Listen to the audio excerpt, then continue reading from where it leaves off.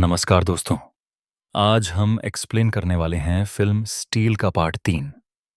अगर आपने इसके पहले दोनों पार्ट नहीं देखे हैं तो आप हमारे चैनल पर जाकर उन्हें देख सकते हैं, क्योंकि कहानी को पूरी तरह समझने के लिए वो देखना बहुत ज़रूरी है। तो इस पार्ट की शुरुआत में हम देखते हैं कि DCI रियाज एक रेस्टोरेंट में जारा के साथ बैठा होता है, जहां दोनों इस चोरी के बारे में चर्चा कर रहे होते हैं।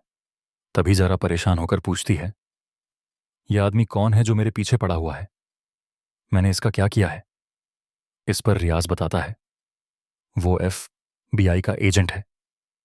यह सुनकर जारा हैरान होकर कहती है, FBI? लेकिन मेरा उनसे क्या लेना देना? तब रियाज समझाता है कि उन्हें तुम पर शक है, क्योंकि उसी दिन चोरों ने पैसे ट्रांसफर करने के लिए सिर्फ तुम्हें और ल्यूक को ही कहा था, और तुम दोनों ने उनके साथ सबसे ज्यादा समय बिताया था। इसके बाद रियाज जारा से कहता है, अगर तुम मुझे इस चोरी के बारे में सच सच बता दो तो शायद मैं तुम्हारी मदद कर सकता हूं। जारा पूछती है, लेकिन तुम मेरी मदद क्यों करना चाहते हो? हालांकि रियाज इस सवाल का कोई जवाब नहीं देता। इसके बाद जारा चोरी के बारे में सब कुछ बताना शुरू करती है, और यहीं से कहानी फ्लैशबैक में चली जाती है। फ्लैशबैक हम देखते हैं कि ल्यूक एक बार में जारा को समझा रहा होता है कि कुछ लोग उनकी कंपनी के सिस्टम को हल्का सा हैक करेंगे।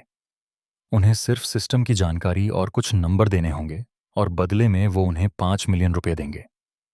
लेकिन जारा मना करते हुए कहती है, ये गलत है, हमें कुछ नहीं मिलेगा और कंपनी को भी खतरा होगा। तब ल्यूक कहता है, हम जो सैलरी ले रहे हैं उससे हमारा भविष्य सुरक्षित नहीं है, और हमारे बॉस हर महीने लाखों कमा रहे हैं। ये हमारे लिए एक गोल्डन अवसर है जिसे हमें जाने नहीं देना चाहिए। लेकिन जारा उसकी बात अनसुनी करके वहां से चली जाती है। अगले दिन ऑफिस में भी ल्यूक उसे समझाता रहता है। वो कहता है कि वो इस नौकरी से परेशान हो चुका है और उसका भविष्य सुरक्षित नहीं है। जारा भी अपनी नौकरी से बोर हो चुकी होती है, इसलिए इस बार वो उसकी बात मानने लगती है। इसके बाद ल्यूक जारा को चोरों से मिलवाता है। चोर उन्हें भरोसा दिलाते हैं कि वो किसी को नुकसान नहीं पहुंचाएंगे और सिर्फ सिस्टम की जानकारी चाहते हैं। तब जारा उन्हें सिस्टम समझाना शुरू कर देती है।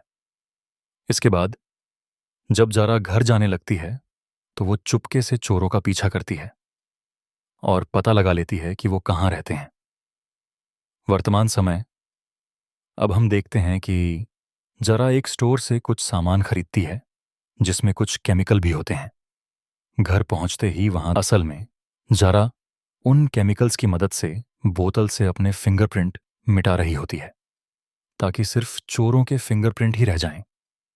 इसके बाद जरा उस फैक्ट्री में जाती है जहां चोर रहते हैं, लेकिन वहां एक चोर उसे देख लेता है और पकड़ने की कोशिश करता है। जारा किसी तरह बचकर वहां से भाग जाती है और बस में बैठकर अपनी मां को फोन करती है। वो अपनी मां से अगले दिन मिलने के लिए कहती है, लेकिन उसकी मां मना कर देती है। अगले दिन DCI रियाज जारा की मां के घर जाता है।